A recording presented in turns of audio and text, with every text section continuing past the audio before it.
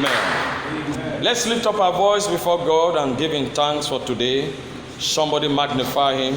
Thank him for the goodness of the Lord. It is of the Lord's mercy that we are not consumed. The enemy has done his best, but God did not permit them to consume you. Somebody give him thanks right now. Lord, I give you thanks, because no matter what the enemy is doing, you never allow them to consume us.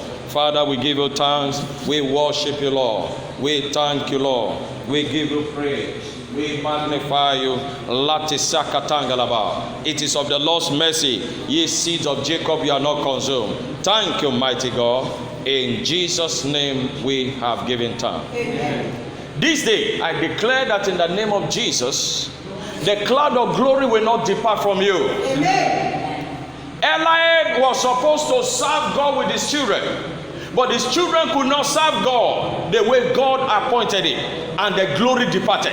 It was called Ichabod. None of your family member will cause the glory to depart from your life. Amen. In the name of Jesus. Amen. Please be seated in his presence. I welcome every one of you into this awesome service, and I pray that God of heaven will show kindness and mercy to you in Jesus' name. The theme of this assembly is perfecting holiness in the fear of the Lord. And our teaching series that we have begun, and today is the last, separating the wheat from the chaff. Separating the wheat from the chaff. Separating the wheat from the chaff. We took our bearing from Luke chapter 22 and verse 31 to 33. Luke 22 and verse 31 to 33. That is where we took our bearing from.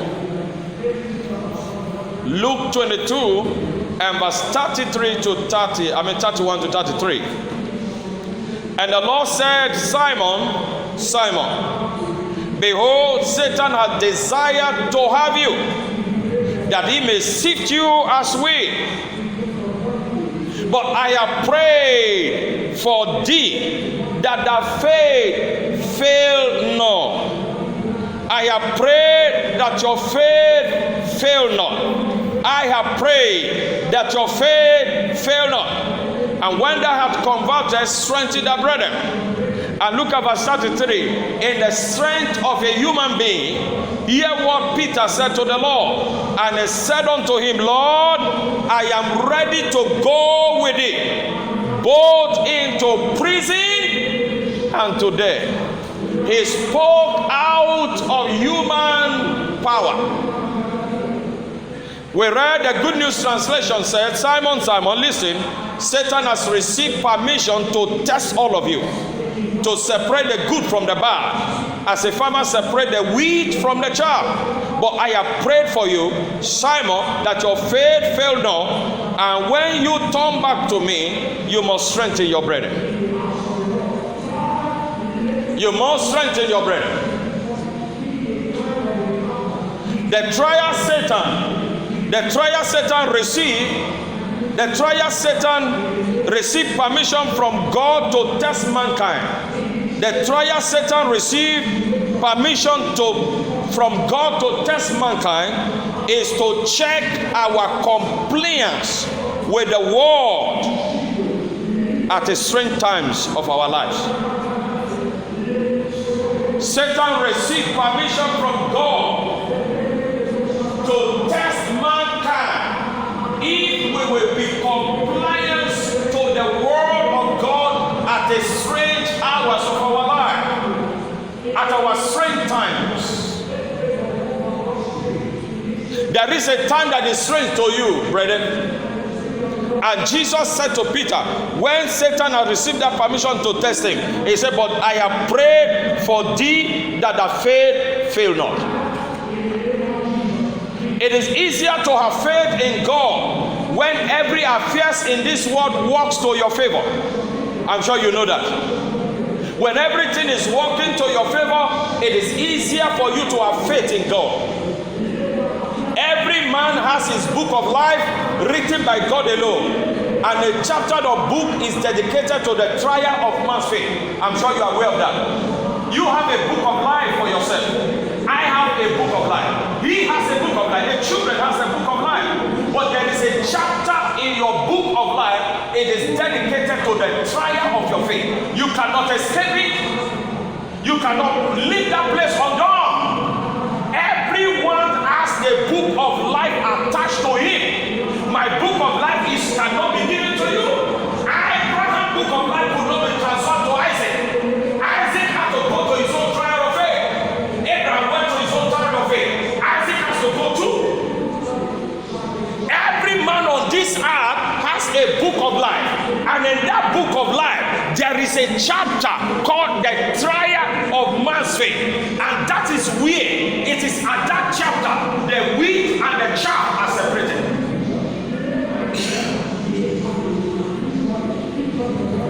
In 1 Peter chapter 1 and verse 7 and 9, Jesus said that the trial of your faith be much more precious than of gold that perisheth, though it be tried with fire. Though it be tried with fire, it be tried with fire, it be tried with fire, might be found unto praise and honor and glory at the appearing of Jesus. 1 Peter chapter 1 and verse 7. I'd like every one of us to read it as a family right now. 1 Peter chapter 1 and verse 7. Are we there together? Let's read. Verse 7. That the trial of your faith be much more precious than of gold that perisheth, though it be tried with fire, might be found unto praise and honor and glory at the appearing of Jesus Christ. And look at verse 9 together. Receiving the end of your faith, even the salvation of your soul.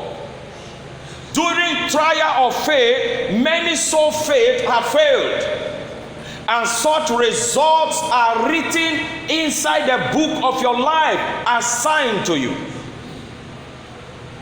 When you go through trial of faith and your faith failed, it is recorded nowhere but in the book of your life. Are you hearing me? If any one of you are going through any trial of faith, it is written that trial of your faith is more precious than gold that perishes. Where is the record of the trial of my faith? It's in the book of my life. It is written in every man's book of life. During trial of faith, many so faith are failed, and such results are written inside the book of life assigned to them. The first category of trial involves the test on your life. That Satan tests only that tests affect your properties. Are you hearing me? The first kind of trial that comes to a man is satanic test upon your properties, which happened to Job. Job had 10 children. 10 children died. He had properties. The property was destroyed. And yet the Bible said Job fell down on his knee and worshiped God. I'm sure we read that in our first teaching, the first of this month. And Job worshiped God. He was not carried away by those things.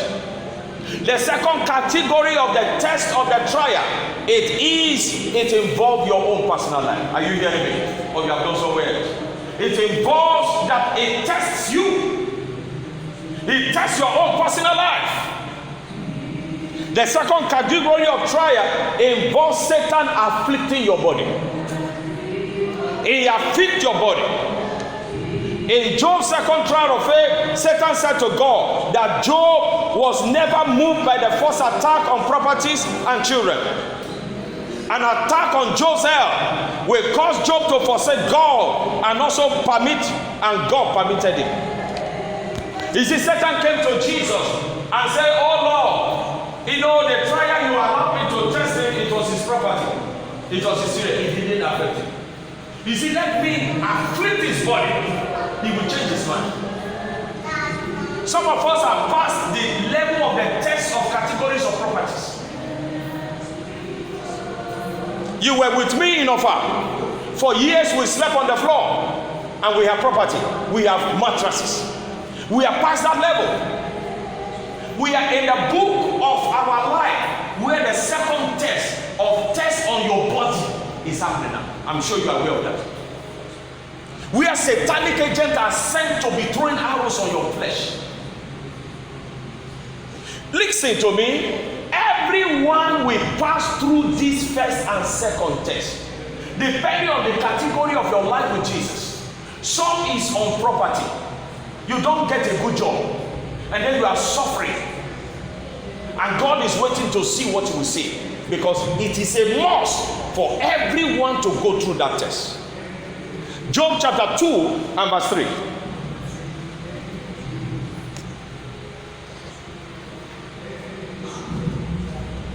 Job chapter 2 and verse 3.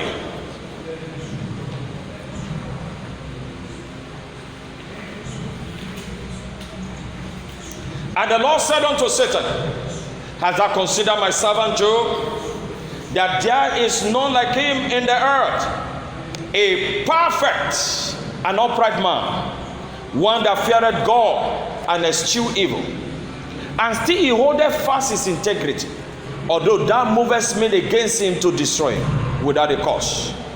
And in verse 4, and Satan answered the Lord and said, skin for skin, yea, all that a man hath will he give for his life.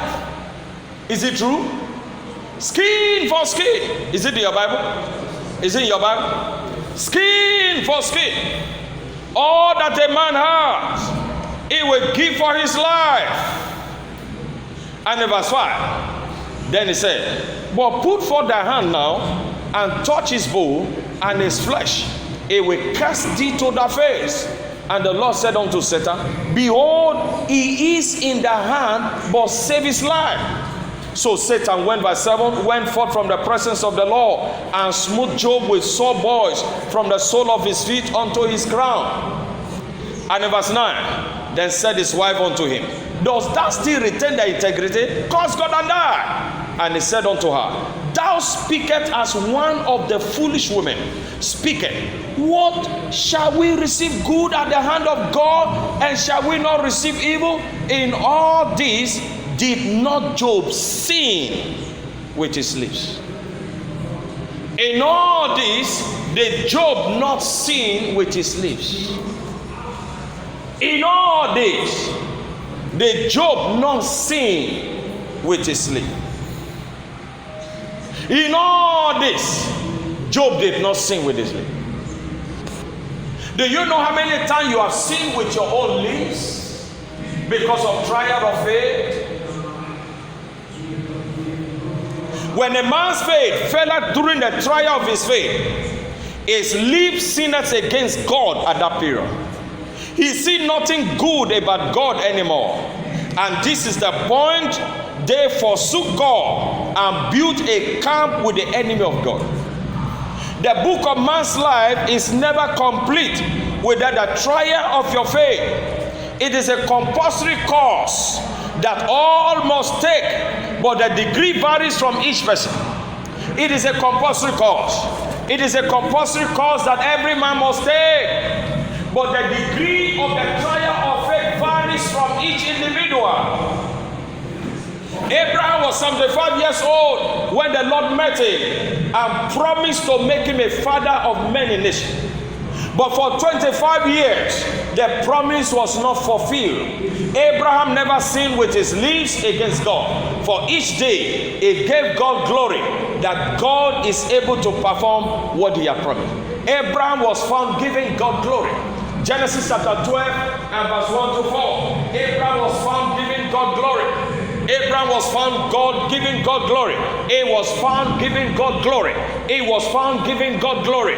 There was not a time Abraham sinned with his lips. No, he never sinned with his lips. Genesis chapter 12 and verse 1 to 4. Now the Lord said unto Abraham, get thee out of the country and from the kindred and from the father's house unto a land that I will show thee. And in verse 2, and I will make of thee a great nation, and I will bless thee and make thy name great, and thou shalt be a blessing. And in verse 3, I will bless them that bless thee, and curse him that curseth thee, and in thee shall all the families of the earth be blessed. And in verse 4, so Abraham departed as the Lord had spoken unto him. And Lot went with him. And Abraham was how many years old? 75 years old when they departed out of Haran. 75. When the word of the Lord unto Abraham was 24 years old with him, God visited Abraham's house with 2 angels. That promise was around 24 years old. It was 24 years. And 2 angels came, and with God. Imagine someone has promised you first year, no child. Second, 10, 4, 15 years, no child. 24 years. God now appeared with 2 angels to his house and began to reenact the promise again. And he said, according to the time of life, ye shall have a child. How will you feel if you are the one? And the Lord appeared in Genesis 18 and verse 1. And the Lord appeared. In this period, Abraham was found, he never sinned with his lips, but he was giving glory to God. How many of us that what God promised the first year, the second year, did we give glory to him? How many of us? God, you have promised me first year, second year. But Abraham was found giving glory to God. Genesis 18 and verse 1. And the Lord appeared to him in the plains of Mamre, and he sat in the tent door in the heat of the day. And in verse 2, and he lifted up his eyes and lo, 3 men stood by him. And when he saw them, he ran to meet them from the tent door and bowed himself towards the ground. And in verse 9, and they said unto him, where is Sarah, thy wife? And he said, behold, in the tent. And he said, I will certainly return unto thee according to the time of life. And lo, Sarah thy wife shall have a son. And Sarah had it in the tent door which was behind him. And in verse 11, let's read together. 1 to go. Now Abraham and Sarah were old and were stricken in age, and he ceased to be with Sarah after the manner of women. The promise was now 24 years old. Abraham was 75 years old when God promised him to be the father of a blessed nation. 24 years, Abraham and Sarah were well stricken in age. The age factor was enough to cause Abraham to doubt God. But Abraham said, the Bible said, Abraham was found giving glory to God with the faith that he that said it is able to perform what he promised. One of the things that make the book of man's life to have an error before God, we put a time factor before God. And God lived in the realm of eternity without time. This man was able to overcome the time factor of life. 24 years. Solid 24 years. God now appeared face to face to him. But the Bible says, even when he overcome the time factor, he kept giving God glory. There are many of us today, there are many things God has promised you and I, and those things seem as if it's not coming. Did you find a time to be giving him glory? How many times have you woken up to give God glory? Because you are persuaded he that spoke that word to you is able to perform it. Many times we get to a level in the trial of our faith, we say God has abandoned us. Romans chapter 4 and verse 17 to 21. The Bible said in this chapter, Abraham was found giving God glory. He was found giving glory to God. Glory was given to God. He was found giving God glory. Romans chapter 4 and verse 17 to 21.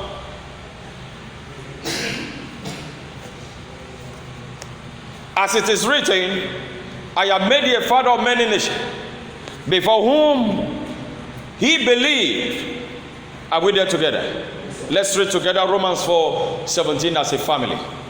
We'll read it together as a family, every one of us. Romans chapter 4 and verse 17. Are we there? Now I want to go. As it is written, I have made thee a father of many nations, before him whom he believed, even God who quickened the dead, and calleth those things which be not as though they were. Who against hope believed in hope, that he might become the father of many nations, according to that which was spoken, so shall thy seed be. And be not weak in faith, he considered not his own body now dead, when he was about 100 years old, neither yet the deadness of Sarah. And verse 20, he staggered not at the promise of God through unbelief, but was strong in faith, giving glory to God, and being fully persuaded that what he had promised, he was able also to perform. He was persuaded. He was persuaded what he had promised. The promise could take 20 years. The promise could take 30 years. He was persuaded. His persuasion towards God never changed. May I ask you today as family, what is your persuasion towards God's promise? Have you not said God has forsaken you? Hallelujah. There were factors confronting God's promise to Abraham. Number one, Abraham was 100 years old when the promise to be fulfilled, and it ceased to be after Sarah, after the manner of women. It has ceased. It has ceased. It has ceased. Is that not enough factor? It has ceased. It's no longer the same. Sarah was no longer having menstrual flows. The Bible says, he considered not the deadness of Sarah. Abraham was aware that the womb of Sarah was dead, but he considered it not. You see, so many considerations has made the book of life has no value before. He considered it not. Number two factor, Abraham was 100 years and his own body was now dead also. I believe what the Bible said is that his manhood could not function like a young man. There were things to be considered, but Abraham considered them not. And that's why in verse 18 of that Romans chapter 4, are we there together? Romans chapter 4, is somebody here with us? Who against all? There is a hope that you have, and there is a hope that is against you. Who against all yet believe? Who against all believe in hope? The hope of bearing children was against him. Those are the factors. The hope of bearing children was against him. That's a factor. But who against hope yet believe?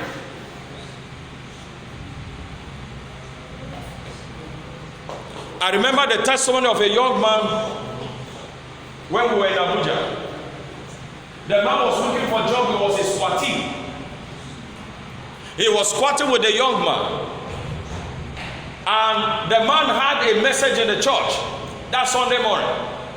The message was about faith. And this young man was moved with the bulldozer faith. He was searching for a job. He was a squatter. And he told his friend, as a matter of fact, by the testimony, we learned from the testimony that his friend even gave him offering that morning. Whom against hope yet believe? There are factors that make your belief not to believe God. It's either you choose those factors or you choose to believe God. The word of God is eternally settled in heaven. Nothing can be done about it. It's either you believe is God, you do not believe. Is your God? This young man that was looking for a job told his friend, I'm going to buy a car today after service. When they finished the service, he went to a dealer shop. And when he got to the dealer shop, he went for one of the best cars and was testing the car. And he had no trouble. Somebody gave him offering. Somebody that gave you offering, maybe the offering will be less than 100. How did he get to that dealer shop? Maybe he even trade. And he was testing this car.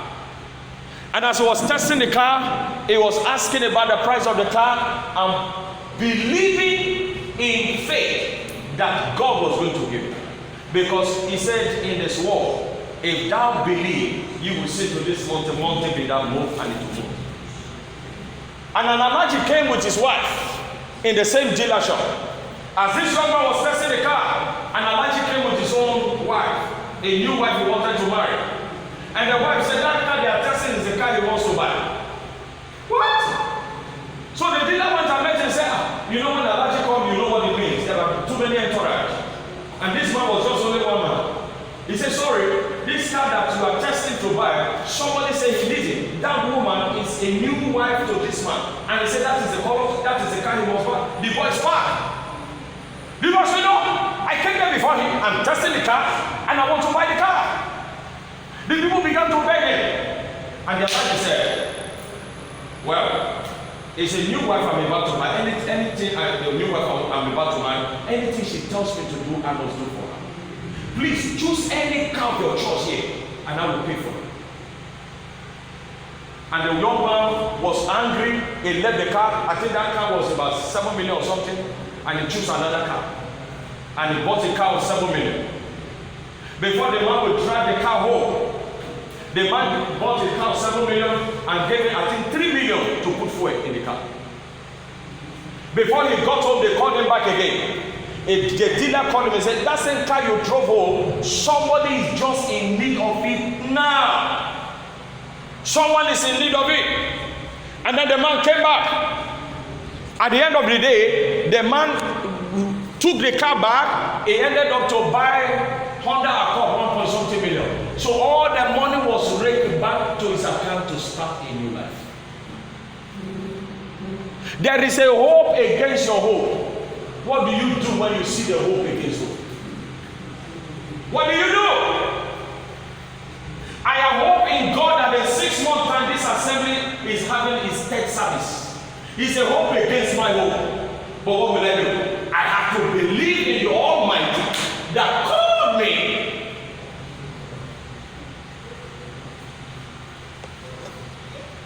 It is difficult to have faith in God who promised to give you a car. And 24 years after, do you have a faith in a man who promised you a car? The first thing is, Brother Emeka, you've been a nice person to us. You're going to have a car. What car do you want? He said, I like my Jeep. He said, you're going to have it. First year, you are afraid to go and ask him. Second year, third year, fourth year, will you still be believing? Will you be believing? 5th year, 20 years, 24 years, it now appears to be again. That discussion will discuss sometimes. Will you see how it happens? What will you see? You will laugh in your mind. Don't lie to me. He said you will laugh in your mind. You know the Bible, what the Bible says? Sarah not laugh. Is that correct? Did you read it? Sarah laughed. And the angel of the Lord said, is there anything too hard for the Lord to do? Is there anything too hard for the Lord to do? But that is the case of Abraham. But in the case of Abraham, he was persuaded that what God had promised, the years does not matter, he was able to perform it. And from that day, he was found giving glory and praise for 25 years. Today, Abraham book of life is written inside his trial page that he staggered not at the promise of God. In verse 20 of the scripture we are reading, Romans chapter 4, in the book of Abraham's life page, are you getting it? In the page of Abraham book of life, there is a trial of faith, and it was written in verse 20, he staggered not at the promise of God through unbelief, but was strong in faith, giving glory to God. and verse 22. And therefore it was imputed to him for righteousness. It is inside the book of Abraham's life. And it's, you are writing your own book. I don't know what is inside. I'm writing my own book. I don't know what is inside. But I am persuaded what God said, it will bring it to pass. I am persuaded. No hope. Satan does everything to change your hope in God. He sent agents. He sent demons. But you don't have to change it. It is a book of life. Can I tell you something? You will never have opportunity to correct that book. You have it now. You know when in university, when you write your exam and when you submit it to the examiner, do you go back and adjust? You can't. What you wrote is it will appear in the grades. He came out with a class. No, it started from the exam board. I pray that every one of you, as you are writing the test of life, you will come out as first class citizen of heaven. Amen. I say you will come out as first class citizen of heaven. Amen. Those who came out with third class, they are regretting. There are certain exams they wrote. They say, I wish I could connect that paper and rewrite. But you don't get to heaven and say, I wish the trial of my faith, I'm able to rewrite it. No! You have the privilege as you are hearing this message today. The numbers of years does not deter Abraham's brain to say God is not faithful. He was persuaded that he that promised is able. He that promised is able. 1 Corinthians chapter 15 and verse 58. The Bible says in 1 Corinthians 15 and verse 58, therefore, my beloved brethren, be ye steadfast, immovable. Be ye steadfast and immovable, always abounding in the work of the Lord, for as much as you know that your labor is not in vain. 1 Corinthians 15 and verse 58. The Bible told us, my beloved brethren, be ye steadfast, unmovable. Is it in your Bible? Be ye steadfast and unmovable. You must be steadfast. You know the meaning of being steadfast? You must continue in the journey with God. You must not break the journey. You must not allow side distractions. You must not allow calamities and challenges. Every devil agent sent to you, you must not mind them. You must continue in the journey. If you are on your way to Meduguri and you saw one portal, will you turn back? Won't you find another route? That journey you must be steadfast, because your promotion exam is waiting for you and you must enter the hall by 10 a.m. and you saw a portal by 9:30. Will you turn back? Be ye steadfast and immovable, always abounding in the work of the Lord, for as much as you know that your labor is not in vain in the Lord. Your believing God is not in vain. Your trusting in God is not in vain. I'd rather die believing God than to change my mind. What hope do I have if God is not with me? But the scripture said, if God be for you, who can be? Many can be against you, but it does not matter. How many people gathered against Daniel? But what was the end result? Satan has never learned his lesson. Because Daniel was righteous, and the whole city came against Daniel. The whole city is only the king that did not know. And they forced the king to sign the decree. And the king signed it. But the king was not happy at the end of the day. Daniel was steadfast. And they said, nobody should pray to God. Daniel was steadfast. He opened the window. He said, I've been closing the window. Nah, do your what? It is rather I believe God and die with it. And Daniel opened the window and prayed. Yet it landed in the lion's den. But the lions knows the true righteousness. The lions know. And the king asked, oh Daniel, as the God whom you serve continually. What is that? Steadfastness.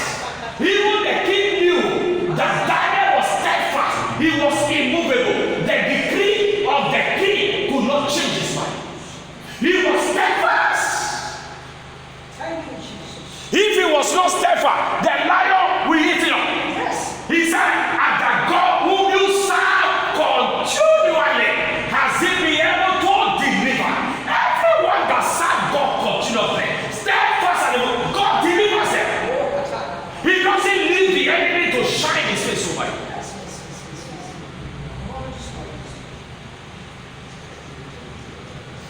The Bible told us, it said the first day Daniel prayed, the angel of the Lord came.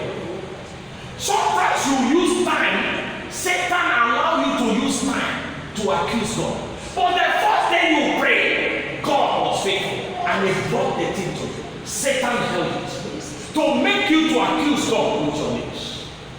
And for 21 days, Daniel was still praying. God said, I have answered him. Angel Michael, go down and check the airways. And they saw Prince of Persia. He has held Daniel's head. He said, you will not go. You will not go and give me the blessing. And there was war. And the Prince of Persia was humiliated. Every promise that God has promised this assembly, every prince of Persia that held back the promise of God, be stricken with madness now. In the name of Jesus. It would have been stupid for Daniel to say God is unfaithful.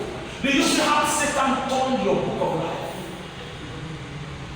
If Daniel had got into heaven and knew the first day that God has sent it, and the agent of darkness heaven, all his accusation will follow. Can I tell you the truth?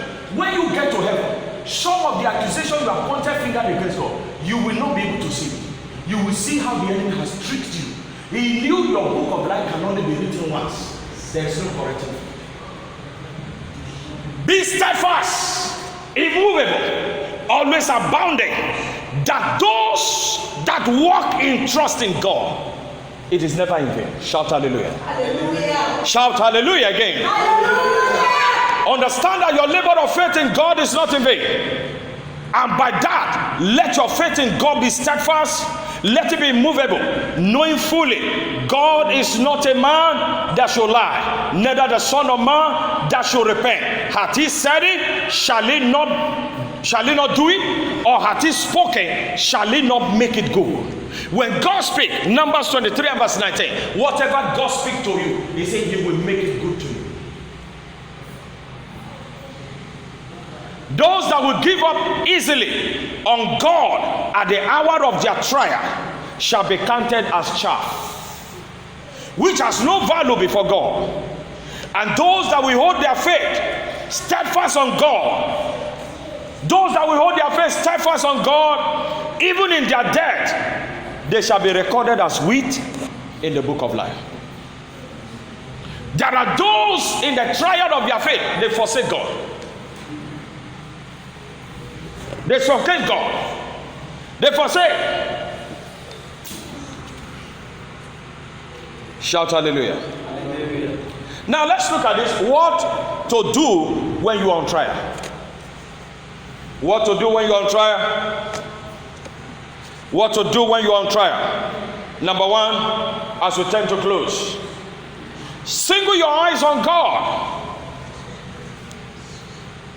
Single your eyes on God. What am I to do when I'm on trial of faith? Single your eyes on God.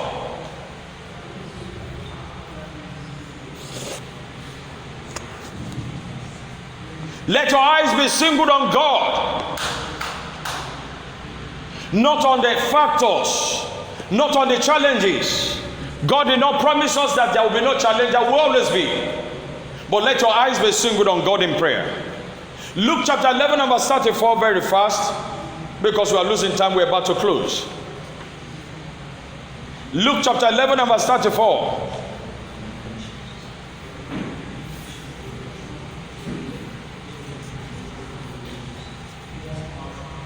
Luke is in the New Testament. Somebody's opening Genesis. No. Luke 11:34. Let's be fast about it. The light of the body is the eye. Is it there? The light of the body is the eye. Therefore, when the eye is single, the whole body is full of light. But when the eye is evil, are we there? The body also is full of darkness. Verse 35. Take heed therefore that the light which is in thee be not darkness. If the whole body therefore be full of light, having no part dark, the whole shall be full of light, as when the bright shining of a candle doth give thee light. Try and review the state of your eyes. If the eyes be evil, the body will be full of darkness. Judas' eyes was evil, and it was revealed at the state of Jesus' trial. At the state of Jesus' trial, the state of the eyes of Judas was revealed. So many times you ask yourself, why is God allowing us to go through trial? That He may know the state of your eyes, that even you may know. Sometimes you don't know until trial comes up. Are you getting it? Sometimes you don't know. My late father told me of a story of a man in our village. He said the man was so rich, there was nothing he wanted that he couldn't afford to give to his wife. They were so rich, there was money, there was everything. And so, one day he decided to put the wife in test and told the wife, he woke the wife in the middle of the night and said, I have just killed the man. Are you getting it? And took the wife to the backyard and said, see where I buried the man. Come on, let's go. I show you this is where I buried the man. But it was a banana plantain, a cut, and put there. There was no human. And the state of the eyes of the woman was revealed when trial came to them. Long story make short, the woman reported the man to police, and they came to arrest, and he was sentenced. But you see, he was sentenced to death. In those days, my father said, a sword for sword, eye for an eye. So when you kill, they kill you too. So they wanted to give him death by hanging, and they always asked when the military person. They said, tell us your last word. Is that correct? And they asked him, say your last word. And then the man said, I have something to say. In his last word, the Reverend Father was waiting to pray, and the man began to say his last word. Because they will give you an opportunity to say your last word, because they are going to shoot you now. Then they said he had been married this woman for so many years. They have money, they have everything. He decided to put the woman to test. And the eyes of the woman was revealed. He said they should go there now and uproot. They saw plantain. That was no human being. Judas' eyes was revealed when trial comes. May I tell you today, your eyes will be revealed when I'm in trial. The eyes of this man will be revealed. What kind of eyes does he see to me? It will be revealed when I'm going through test. This young lady eyes will be revealed when I'm going through test. So the eyes of Judah was revealed when Jesus was on test. He saw Jesus for having silver, having resources.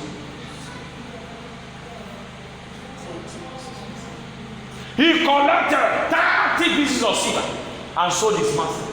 The one that came to give him salvation. So, I will never be shocked if any member of this assembly sells me to the kingdom of darkness. I'm not the first. Shout hallelujah. Hallelujah. Try and reveal the state of your eyes. If the eyes be evil, the body will be full of darkness. Judas' eyes was evil, and it was revealed his state when trial come to Jesus.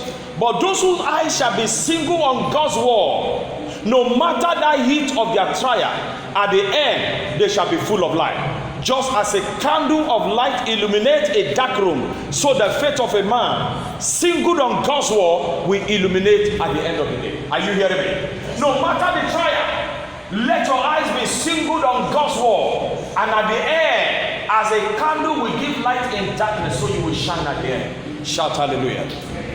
I say shout hallelujah. Hallelujah. What to do when you're on trial? Number one, single your eyes on God. And number two, what to do when you're on trial? Believe you are not alone in that trial. Believe you are not alone. Believe you are not alone. Psalm 125 and verse 1 to 2.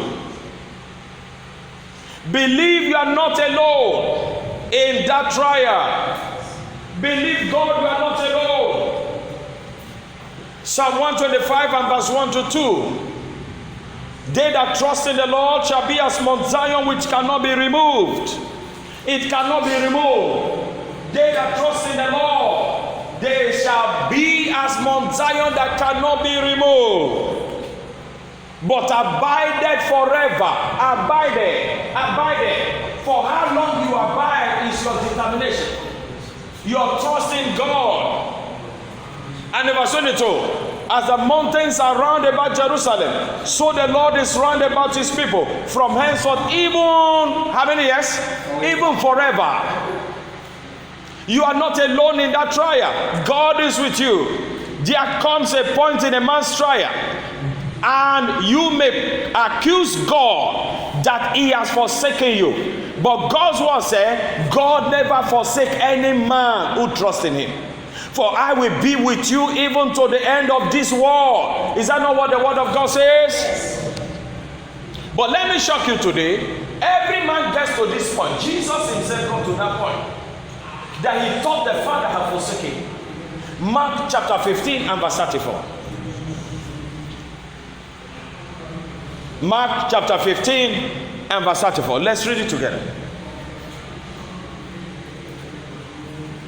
Jesus, the Son of God, who took a flesh of a man, also experienced this season.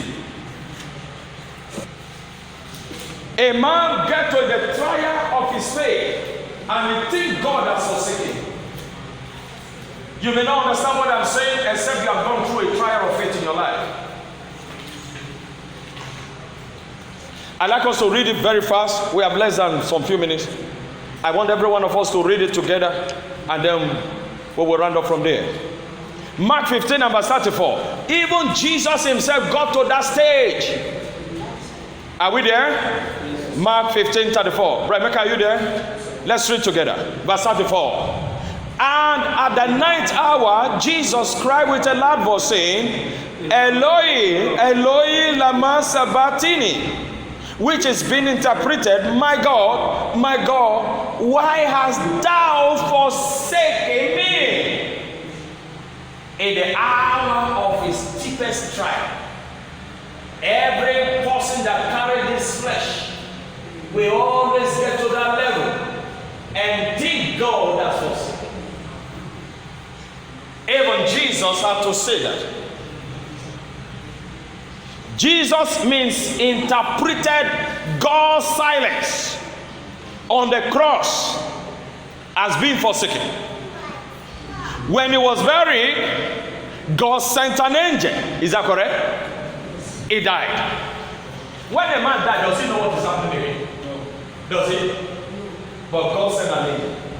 When God is silent on your case, it does not mean you are being forsaken. When they did some manipulation and your promotion has been withheld and you have fasted and prayed, do not say God has forsaken you. The silence of God on the cross of Jesus, Jesus thought God had forsaken you. Yet he died on the cross. The dead man has nothing to do on the life again. He knows not what was happening. Buried, and on the third day, an angel came to roll the stone. Is that correct? Yes. And the Holy Ghost came from God, because at that time the Holy Spirit was not on the earth. And the Holy Spirit came and rose Jesus from the dead. When he died, before he died, he said, God forsook him. But God proved him wrong. Thank you, Jesus. Every time you are on the road of your trial, God's word said, I will be with you even to the end. You have not gotten to the end. You said, God has forsaken you. Matthew 28 and verse 2 to 7. See how God sent an angel. And behold, there was a great earthquake, for the angel of the Lord, Matthew 28 and verse 2, for the angel of the Lord descended from heaven. So who sent him? Who sent him? But you were on the cross saying God has forsaken you. God in heaven sent the angel. Descended from heaven and came and rolled back the stone from the door and sat upon it. His countenance was like lightning, his raiment white as snow. And verse 3, and the angel, verse 5, and the angel answered and said unto the women, fear not ye, for I know that you seek Jesus which was crucified. He is not here, for his risen, as he said. Come see the place where the Lord lay. And verse 7, and go quickly, tell his disciple that he is risen from the dead. And behold, he goeth before you into Galilee. There shall you see him. Lo, I have told you. This is the same Jesus that said, my God, why has thou forsaken me? The angel that descended from heaven to roll the stone came on God's command. Then the Holy Spirit that rose Jesus from the dead to life came on God's command. Always remember the silence of God on any issue. Even when you have prayed, that does not mean God has forsaken you. Shout hallelujah. Rise upon your feet right now.